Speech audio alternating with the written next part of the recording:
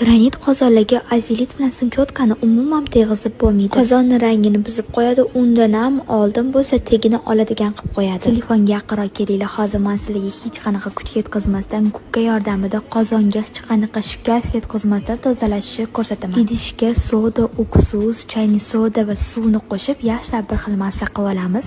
Qozonimizni gazda yaxshilab qizdirib, keyin orqasini o'girib, gubkani orqa tomonida yaxshilab ishqalab olamiz. Qozonni holatiga qarab 2-3 marta takrorlasanglar bo'ladi. Men bitta qilganimning o'zida 10 songina chirklari ketdi. Har haftada bitta qozon tovalarni shunaqa tozalab tursanglar, umuman chirki bo'lmaydi. Undan tashqari, idish tovaga ishlatganimda ham shunaqa zo'r yaltillatdi. Ham gel ham ko'payar ekan. Idish toza yuvilib, yaltirab chiroyli bo'lib chiqar ekan. Granit qozoni bor qanaqa tozalashni bilmay yurgan tanishinglarga bu videoni tashlab qo'yinglar. Yo'qotib qo'ymaslik uchun o'zingizga sahrangiz qilib oling, like bosib qo'ysangiz xursand bo'laman.